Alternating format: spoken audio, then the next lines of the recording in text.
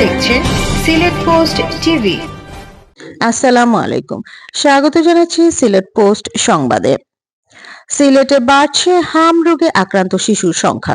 গত কয়েকদিনে আক্রান্তের হার বৃদ্ধি পাওয়ায় নড়েচড়ে বসেছে স্বাস্থ্য বিভাগ।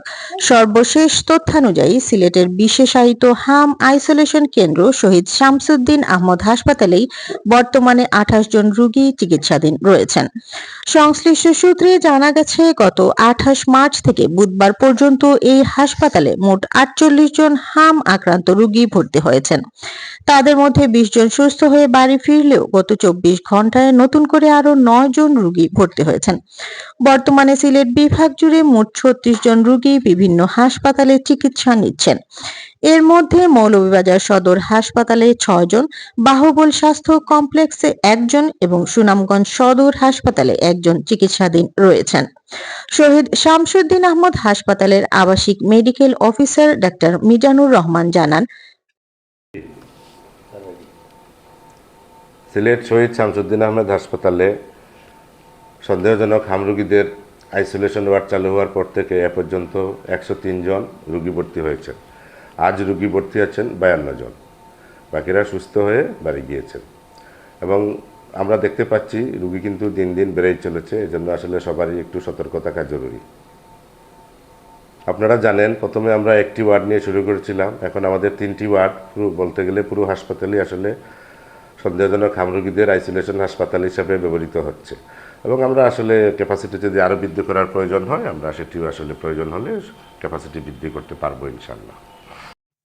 এদিকে পরিস্থিতি মোকাবেলায় সিলেট বিভাগের প্রতিটি উপজেলা স্বাস্থ্য কমপ্লেক্সে 2 থেকে 3 শয্যার পৃথক হাম আইসোলেশন কেন্দ্র খোলার নির্দেশ দিয়েছে স্বাস্থ্য বিভাগ।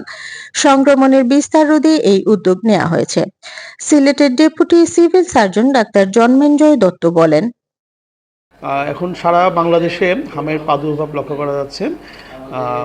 আমাদের এখানে যে টিকাদান কর্মসূচি শুরু হয়েছে জাতীয়ভাবে, সেখানে 30টা ঝুঁকিপূর্ণ উপজেলা আজকে থেকে শুরু হয়েছে।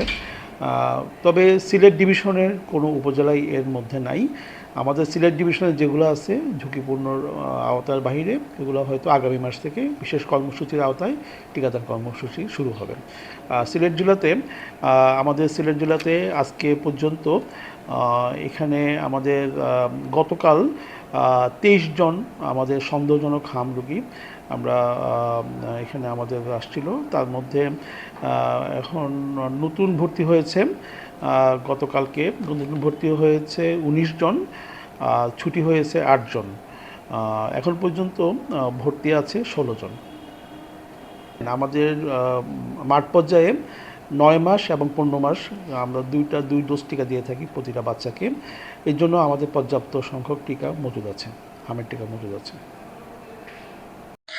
স্বাস্থ্য বিশেষজ্ঞরা বলেছেন, হাম একটি অত্যন্ত সংক্রামক রোগ। সময় মতো টিকা না দেওয়া শিশুদের ক্ষেত্রে এই ঝুঁকি বেশি থাকে। পরিস্থিতির অবনতি রোধে জনসচেতনতা এবং শিশুদের নিয়মিত টিকাদান কর্মসূচির আওতায় আনার উপর জোর দিচ্ছেন তারা। এদিকে আজ সিলেটে হাম আক্রান্ত হয়ে প্রথম মৃত্যুর ঘটনা ঘটেছে। সোমবার দুপুরে Sylhet MAG Osmani medical college হাসপাতালে চিকিৎসাধীন অবস্থায় 2 মাস বয়সী এক শিশু মারা গেছে। সিলেট ওসমানী মেডিকেল কলেজ হাসপাতালের পরিচালক ব্রিগেডিয়ার জেনারেল উমর রাশেদ মুনির এ তথ্য নিশ্চিত করেছেন। তিনি জানান, 2 দিন আগে হাম ও হৃদযন্ত্রের জটিলতা নিয়ে শিশুটিকে ওসমানী হাসপাতালে ভর্তি করা হয়।